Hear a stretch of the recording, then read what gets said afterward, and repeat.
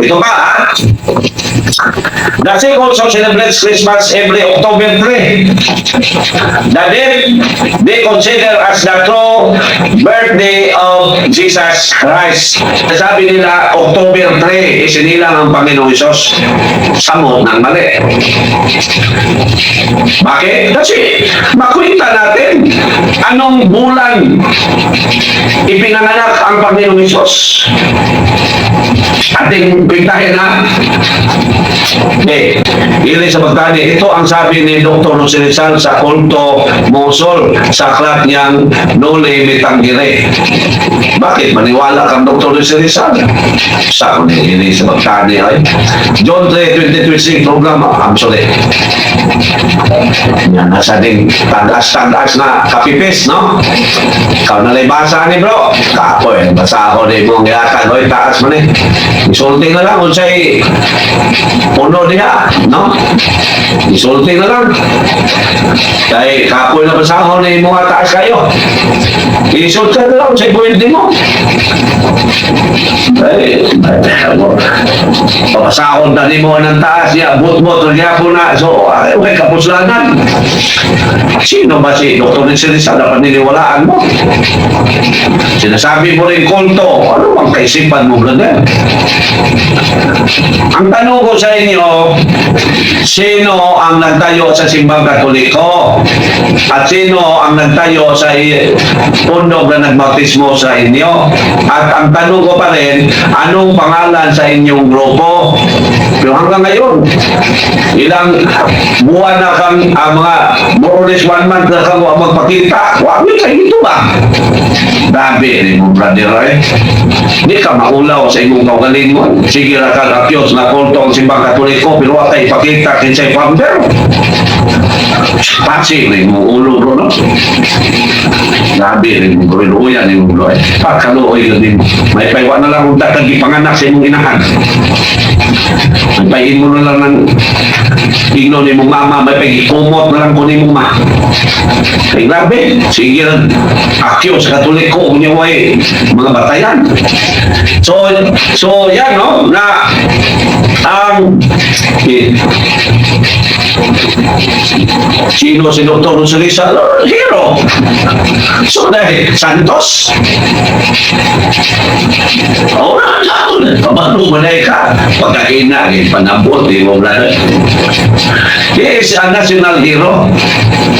Hindi siya church hero. Pagkaina. So, nakatid na kayo na. Totoo ba na ang Panginoon Isos ay sinilang October 3? O totoo ba na ang Pasko ay October 3? Grabe, no? Kwentahon na ito mga Ison. Ano ang batayan upang malaman ng isang tao kung siya ay mag-aral patungkol sa birthday of our Lord Jesus? Ito mga kapatid ang batayan. Ang birthday ni San Juan Magbubunyag. Sabayan ninyo, ha? Si San Juan Magbubunyag ay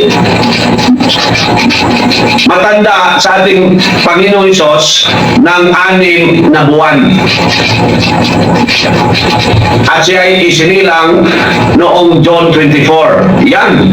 Bakit ang birthday ni San Juan Magbubunyag ay hindi kinalilimutan? Bakit? Kasi yan ang batayan upang makuha natin ang birthday na nating Panginoong Isos. Yan mga kapatid. Now, so, si St. John ay isinilang John 24. At siya ay mas matanda ng 6 na buwan sa ating Panginoong Isos. Basahin natin, ha? Ating basahin. Dahil nang siya ay naging 9 na buwan sa sinapupunan ng kanyang ina na walang iba kundi si Santa Elizabeth, ang Anghel Gabriel ay nagpakita ni Santa Maria at nagsabi, magbuntis ka sa lalang ng Espiritu Santo. Tinsahin basahin mo na, ha? Sa Lucas 2, sa Lucas 1:26, sa ikaunong kabulan sa pagmagdos ni Elizabeth, kaunom ha, gipadala sa Diyos ang anghel nga si Gabriel ngadto sa usa ka lungsod sa Galilea nga ginganlag Nazaret. May misay siya alang sa usa ka batanong dalaga nga sinayuran sa usa ka lalaki nga ginganlag Jose, makaliwat ni Hari David. Maria ang ngalan sa babae. Miadto si ang anghel kaniya umingon, paglipay ang Ginoo naguban og nagpanalangin kanimo pagayo. Nalimo pagayo si Maria sa pagkabatin niya sa mensahe sa anghel ug nagpalandong siya kung unsay kaulugan sa iyang mga pulong. Mingon ang anghel kaniya, ayaw kahadlok Maria, kay gikaymutan ka sa Dios. Magmagdos ka og mga anak og lalaki ug nganlan mo siya Jesus. Malinaw ha? Na sa ika-6 na buwan ni San Juan Magbubunyag sa loob sa sinapupunan ng kanyang ina, ang anghel Gabriel ay nagpunta kang Santa Maria at nagsasabi na magbuntis ka sa anak ng Diyos. At ito ay sa pamagitan ng Holy Spirit. At ibasahin mo na ha, ang sa Mateo 1:18. Sa Mateo 1:18. Mao kini ang kaagi sa pagkatao ni Jesucristo. Ang iyang inahan na si Maria, sinayuran ni Jose. Apan sa wala pa sila magtipon, nakamatikod si Maria, nga nagsabak siya sa lalang sa Espiritu Santo. Malinaw.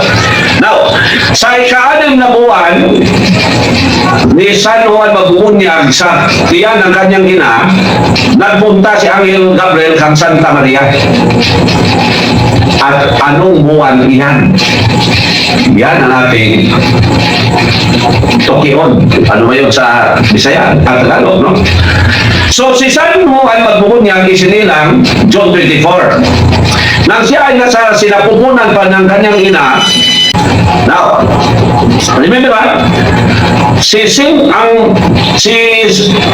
Gabriel o ang Anghel Gabriel napunta kang Virgin Maria nang si Saint John the Baptist ay 6 na buwan sa sinapupunan ng kanyang ina. At si Saint John the Baptist ay isinilang John 24.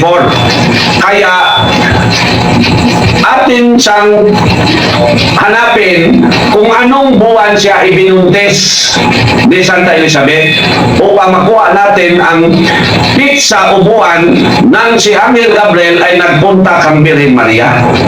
Ating tingnan, ha? Si San Juan Magbubunyag isinilang June 24. At ayon sa simbahan at sa science, 9 months ang isang tao, ang isang bata from sa conception bago siya isilang. At bilangin natin ang siyam, magbilang tayo ng siyam na buwan upang makuha natin ang buwan nang siya ay ibinuntis ng ating mahal na Santa Elizabeth. So, isinilang si St. John, June 24. So, atras tayo ng siyam. So, June 24 to May 24, isa. May 24 to April 24, dalawa. April 24 paatras, March 24 tatlo, March 24 paatras, February 24 apat, February 24 paatras, January 24 lima, January 24 paatras, December 24 anim, December 24 paatras, November 24 pito, November 24 paatras, October 24 walo, October 24 paatras, September 24 siyam.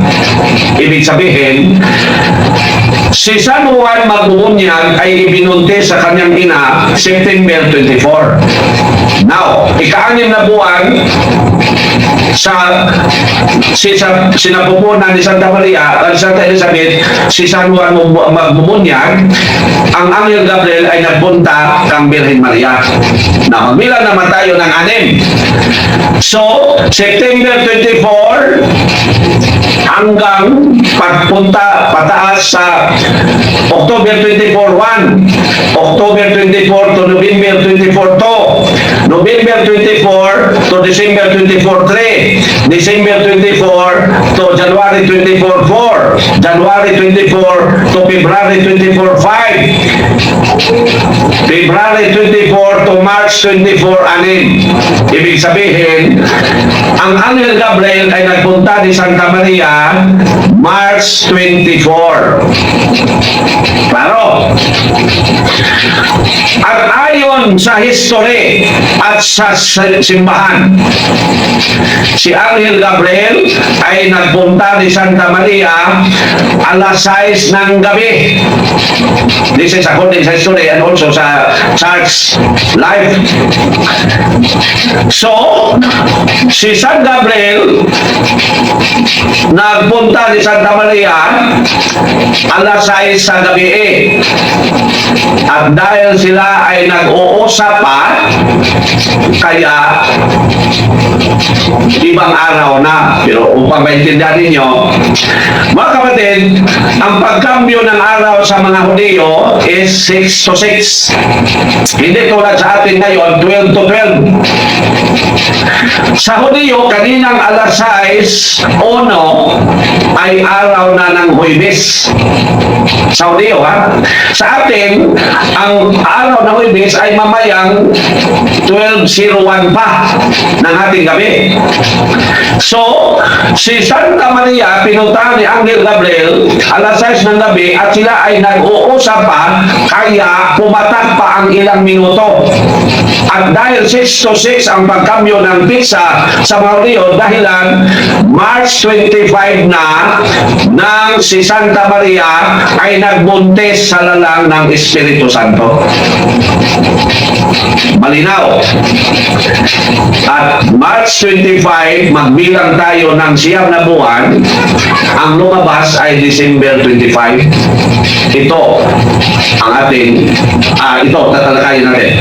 March 25 to April 25, 1. April 25 to May 25, 2. May 25 to June 25, 3. June 25 to July 25, 4. July 25 to August 25, 5. August 25 to September 25, 6. September 25 to October 25, 7. October 25 to November 25, 8. November 25 to December 25, 9. Malinaw. Yan, mga kapatid.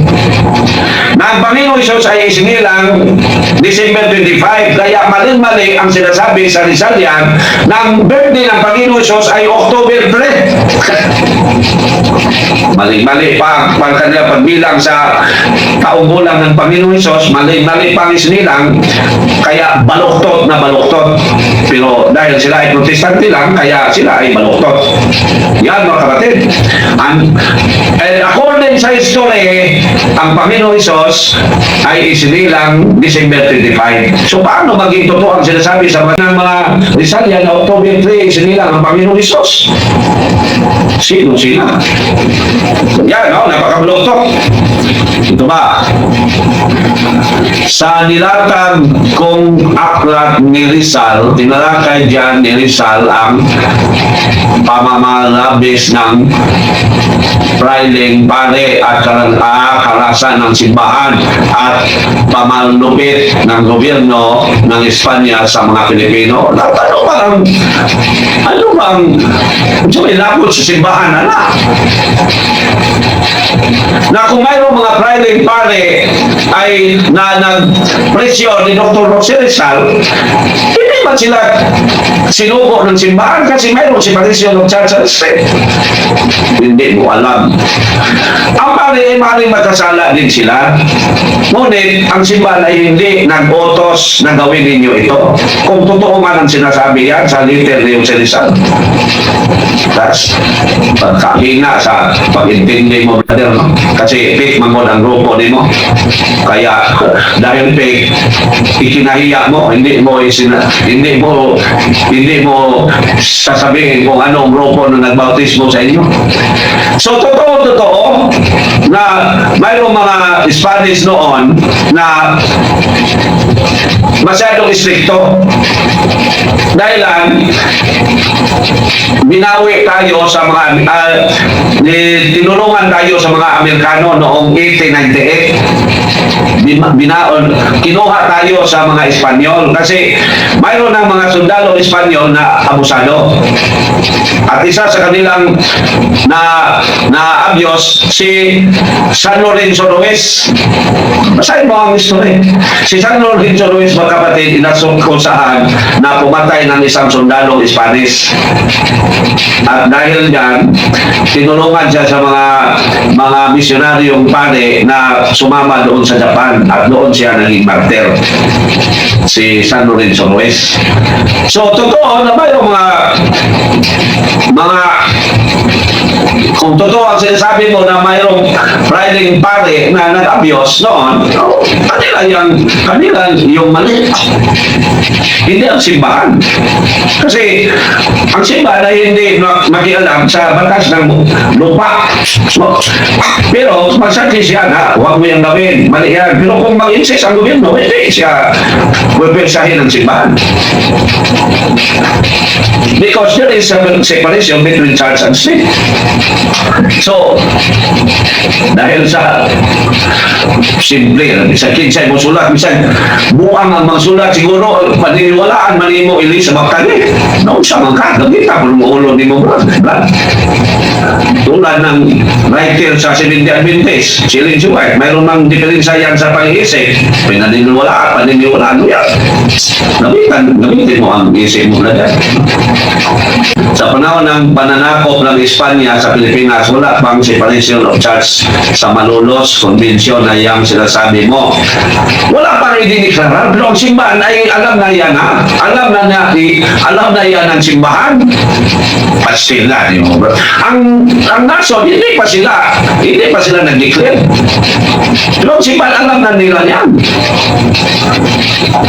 Kung kailan niya na isabi officially sa church, ang simbahan ay nandyan na nasa kanyang puso na huwag tayo makialam kasi ipinayag na yan ng Panginoong Isos. At ibasahin na, grabe, brother, right?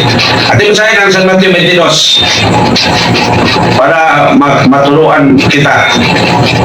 Ito, ha? Okay.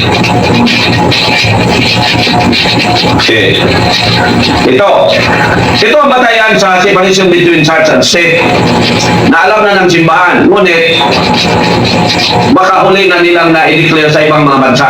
Pero sa puso ng simbahan, alam na nila na mayroong kaibahan ang layunin ng gobyerno at mayroong kaibahan sa pagpadagan sa gobyerno at simbahan. Kasi ang simbahan ay patungkol sa kaligtasan, ang gobyerno patungkol sa kabuhayan.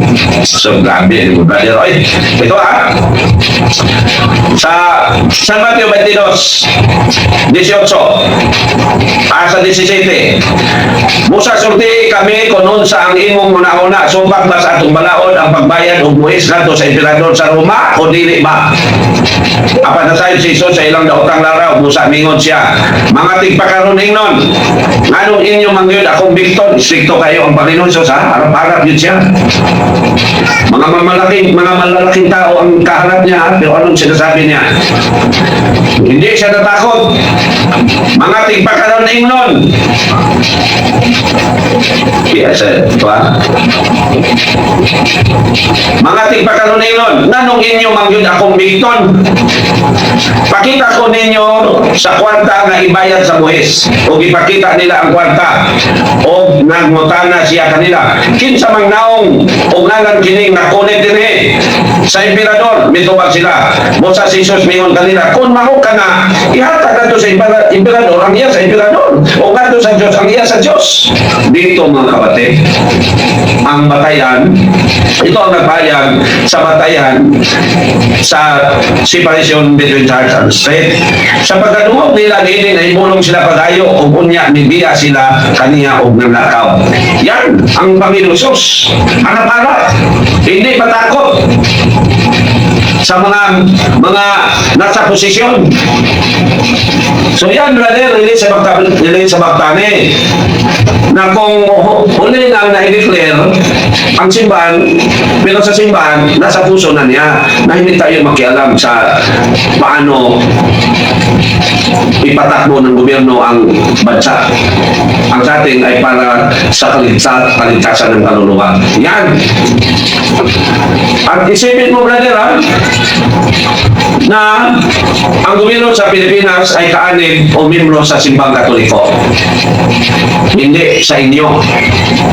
Ka, brother, buyunon pa yung ka. Sige ka daw sa Katoliko, pero dili ka maulaw. Mugamit ka sa kalendaryo sa Katoliko. Waka kabalo, kasi nagbuhat sa kalendaryo. Nagigamit ka ron sa di mo kalimutan. Ikaw, baguhan na ka kalendaryo sa inyong balay o silingan ka. Bawian ka kalendaryo, ili sa Bactane. Sige kang atak sa mga reliyon niya. Gamit ka sa mga kalendaryo. Di ka maulaw, bro. Sorry na na. Dapat maulaw ka, brother. Sige kang pasipala sa mong simbahan mo. Gamit ka sa mga kalendaryo. Pagkawa mo yung utang buot mo, brother. Wag ikay utang buot. Hindi sa Bactane. Pero, sikta naman kali. Santo naman ka na mo. So yan, no? Mali-mali ang ipinangaral ni Sali-Salian na ang October 3 ang birthday ng ating Panginoon Sos, no? So mali-mali yan, wala yung batayan kahit anong story, kahit peke, no? Kahit sa joke-joke pa, kahit balot ng bulan, wala yan. So ano pang ipinangaral nila?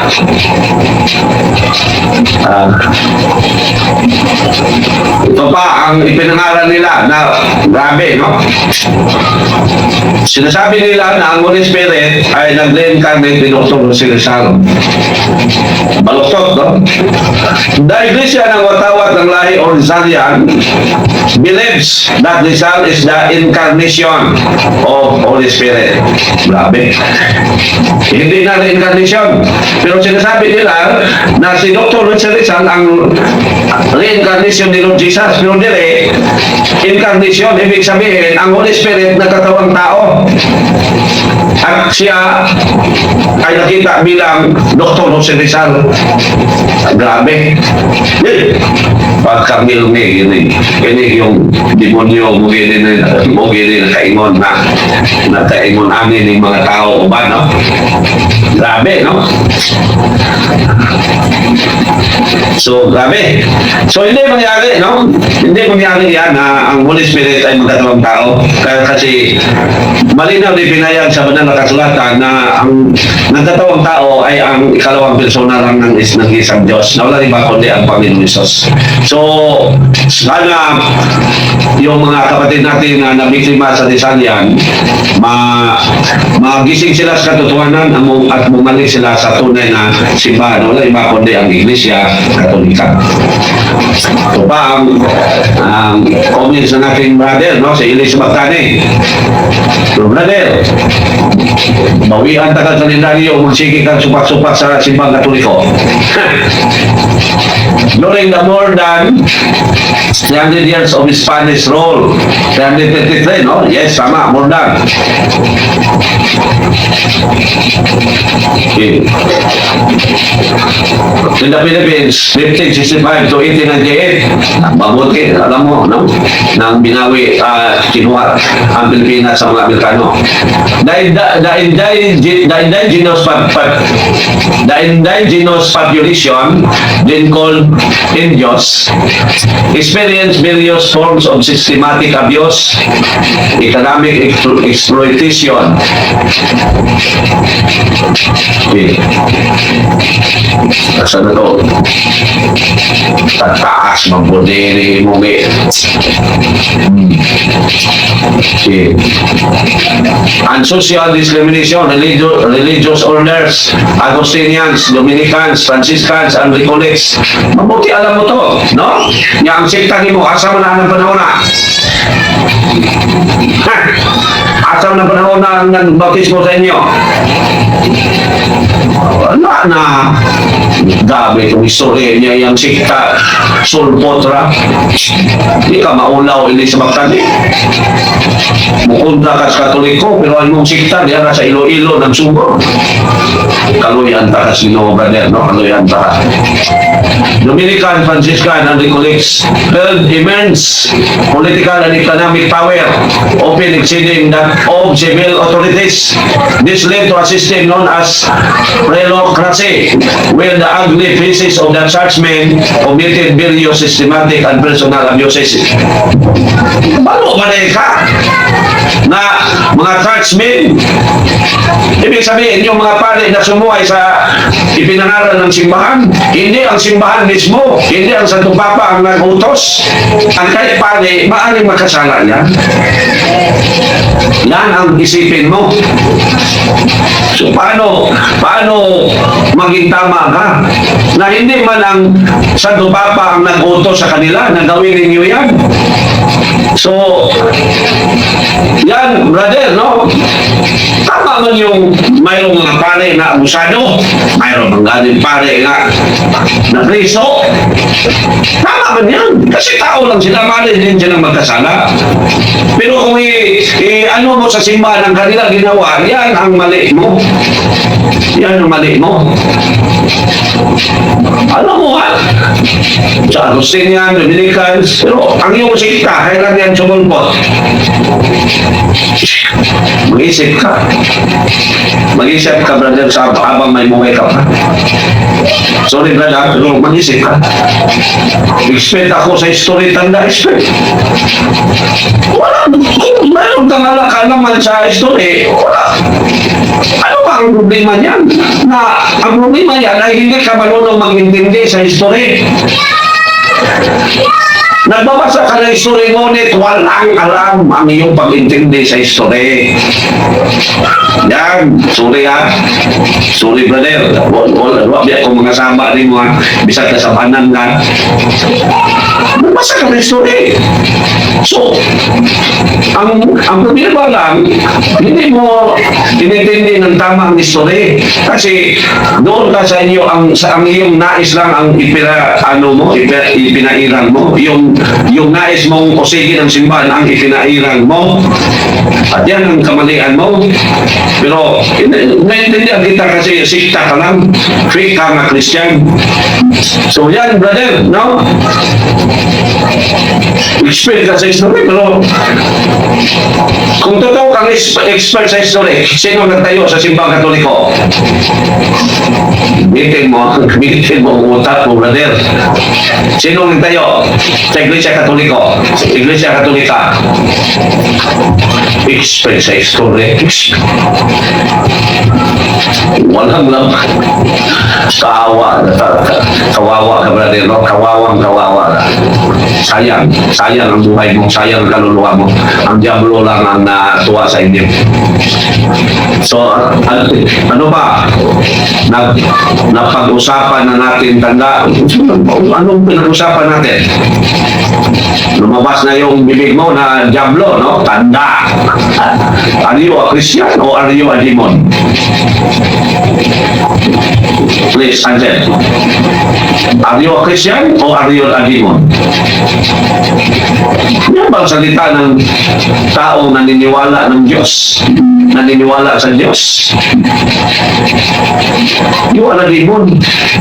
You are not Christian. Sorry, brother, ha? Roman Catholic founded by Pope Gregory the Nadyo kayo dipilit dyan sa ulo, bro. Ikaw ka expert ka history. Nadyo kayo dipilit dyan sa ulo, bro. Subi. Pope Gregory. Sino Pope Gregory? Kasi marami mga Pope Gregory. Nadyo kayo dipilit dyan sa ulo. Marami kayo. No, kayo mo normal ka, bro. No? Kayo mo normal ka, bro. Gregory the Great. Kailan ba siya?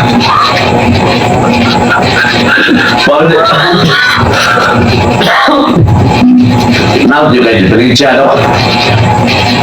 Si Constantine the Great, ang kanyang ina, 300 pa, Katolik na. Bakit sinasabi mo 519 na invento ang Katolik? Naitayo. Uyan, hindi mo, no? Uyan, kahit hindi mo dahil mo, no? Wala, di sunod, di mo ulo. Wala. Sinabi mo, expert ka sa history. Basahin mo history. Kailan naging Christian si Constantine the Great? Noon pang 336, siya naging Katolik. No, bakit sinasabi mo si Pope Gregory ang tayo noong 590? Kung napaka sa kuwatubangan, bro, yung kung makikitubay ni mo, dahil makain mo ng mga tao, ha? No, saan naman si Osol, makikitubay ng nagbuang. Mga naging mga tao, no? Hindi nyo ko kitubay ni mo, bro, nga ka sa kundo.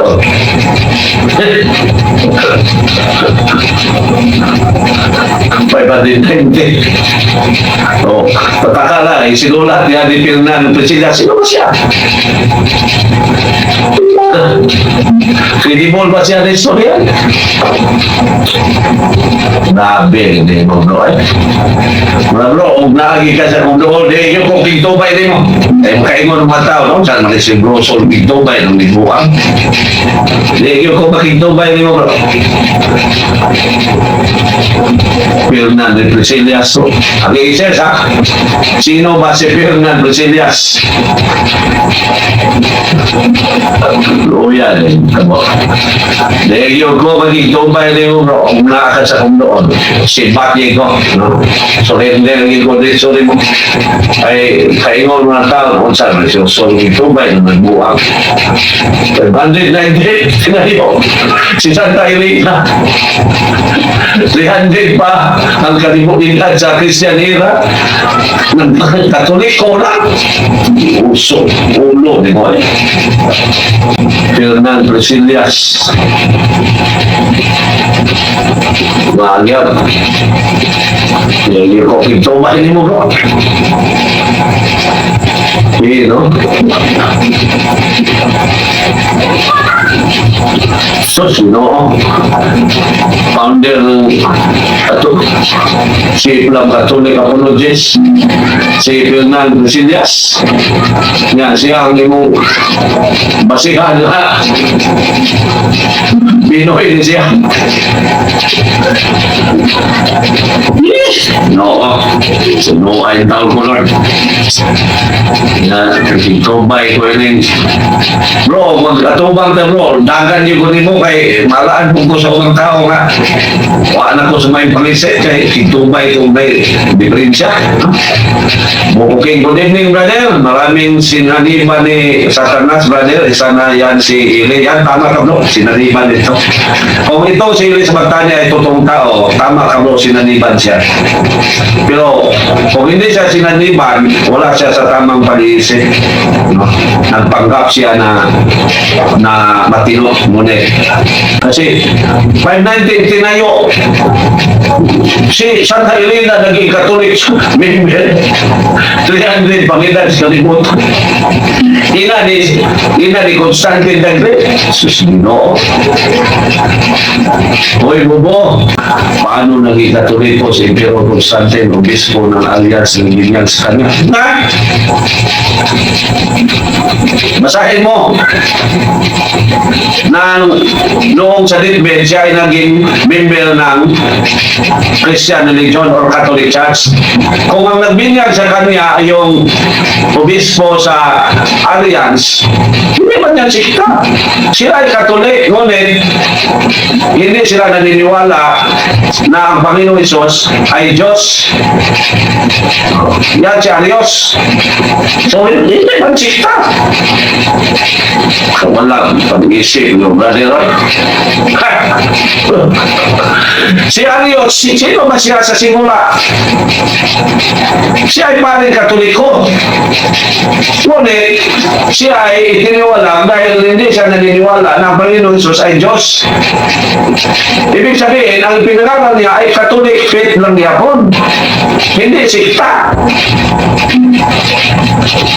Luya, wala mong kamala. Si Santa Elena ay Roman Catholic or Catholic Church kasi ang pagiging Roman Catholic noong 1817 na official dineclare ng simbahan. Kung ang nagbautismo ni Constantine Dagle ay yung grupo na ni Arios, ay si Arios ay galing sa Katoliko. Hindi sikta. Grabe, wala mo kayo. The Catholic Church is a religious movement founded in Rome in the 3rd century. Puyo. Whose foundation and power are rooted in the Roman Empire. Yeah. Sinong nagtayo? Sinong nagtayo, brother? History of the Church of Rome, page. History of the Church of Rome. Nicholas Adam Arcadia Publishing House, 2006, ginoo ko. Grabe na mo, bro. Makahinay, hindi mo, bro. Kasi ang utak mo ay maghanap ka lang paano puksain ang Katoliko. Hindi ka nag-share sa history upang malaman ang katotohanan. Yan ang pagiging demonic mo.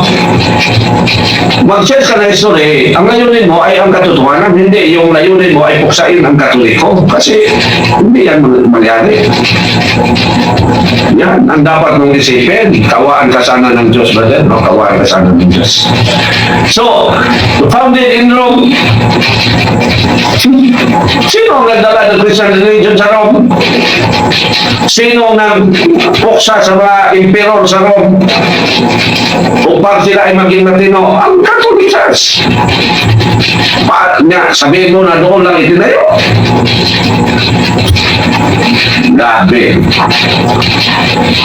Wala li kay kwenta. Basahan ang Bible, kinsay nagsuko ng mga sila sa Roma. Wala, ganyan si Mili sa magtani, no? At ito tayo na, Roma, buwan 23:11. Bakit mayroong Christian religion sa Roma? Ito ang basahin mo. Gawa 23:11. Yan ang pagkagabi, ang Ginoo nito matupad kang Pablo, mingon, ayaw kadlok, ingon nga nagsaksi ka kanako din sa Jerusalem, mo saksi ka usab kanako dito sa Roma. So sino ang nagdala ng Christian religion sa Roma? Wala iba kundi si San Pablo. So paano mo masasabi na Roman Empire ang nagtayo sa Christian religion or Catholic Church? Gamitin mo naman ang tamang pag-iisip mo. Okay. Malimit talaga pag naakit ng mga protestanting tao, nagiging magmanglag at mga hangal. Tama din ka, bro. Hangal gini si Elizabeth. Ang tao naging lapasangan pa sa Diyos. Very good. Tama din ka, bro. Elizabeth, sino ka naman mag-question sa istorya mo? Sino naman yung mga istorya na paniniwalaan mo? Kung istorya na hindi tama ang isinulat, kumingking lang na sa kuha, bro. Kasi ako ay nasa katotohanan. Ako ay nasa tamang katayuan, nasa tamang iglesia. Ikaw, kukura ka na ako. Wala kang kwenta kasi fake ang sikta mo. Kahit wala akong isinulat na isuri, kumingking na ka na ako kasi nasa tunay ako nasa tunay na iglesia. Na ako ay nasa tunay na iglesia. Yung may istorya na sinasabi mo, kumingking na sa kuha o sa mga Katoliko. Kasi fake na sila. Pagka walang kwenta ni mo, ikaw, Diyos, no? Layo na ni mo sinoon. Kahit ano pang sasabihin mo, kalayo na kayo ni mo. Fake buka. Ebidensya, hindi mo pang ikinahiya ang iyong sikta, di ka Di ka makasabot nga mismo ikaw, gikaulaw ni mo ang imong sikta. Dili ka mo hangkot, di ka mo tukan sa ngalan. Labi ni mo. Roman Catholic Church historically incorporated various cultural traditions, some with pagan origins by adapting them for Christian evangelization. Okay, ito. Ang sinasabi mo mga pagan origins ay yung sakyan lang na sa simbahan upang maakit sila sa simbahan. Yan ang sa history. Hindi nilabag ang ipinangaral ng paganism. Harap-harap, hindi. Ngunit, hinay-hinay ng gikorek sa simbahan. At anong nangyari sa mga pagan countries? Naging Katoliko. Pagkahina sa pag-iisip mo, brother, pagkahina yun. Yan ang ibig sabihin sa Daniel 2:44 na ang simba na itayo ng Panginoong Diyos ay pumuksa sa mga kaharian na paganism. Atin basahin, ha? Wala mang alam ba, bro, no? Wala din tayo alam, bro, ba? Daniel 2:44. Intindihin mo itong mabuti, ha? Ang simbang Katoliko ay dumikit sa mga pagano upang sila ay maakit into Christian. Yan ang ginawa ng simbahan. Ating basahin, ha? Daniel 2:44. Sa panahon na ini mga hariya, ang Diyos magtukod o usa kang gingharian na dili kayo malumpag ang simbahan. Di ang iyang dahong maagaw sa laing katawan. Dugmoko niya kining mga gingharian na o kining mo ilang katapusan o kining maong gingharian mo barong hangtod sa kantoran. Ito ang Christian religion na kanyang pinuksa ang mga kaharian ng mga pagano. Anong nangyari sa mga paganism na country? Ngayon ay Catholic Church na. Roman Empire ang number one na persecutor sa Christian religion. Anong nangyari? Naging Katoliko, naging Christian. Kasi sinasabi ng Panginoon, dugmo ko niya kini mga ginarian. Ang dugmo ang kanyang itinayo. Kanyang itatayo. Kasi Old Testament yan, no? Lamal. Kawawa ang gabro. Nungguya, di mo na. Sorry kayo mga sa luwa dito. Magkami sa tanong history, pero ang layunin upang usigin ang Katoliko, hindi upang malaman ang katotohanan. Sure ka sa tunay na tandaan. Ano ba? Kung hindi ako sure, ang iyong sikta ay ang sure. Sagutin mo ako. Kung hindi ko sure na ang simbang Katoliko ang tunay, ang iyong sikta ba ang tunay? Sagutin mo ako. Sana sa oras ni mo. So sagutin mo, yung bang sikta na nagbautismo sa inyo ay ang tunay na Christian religion?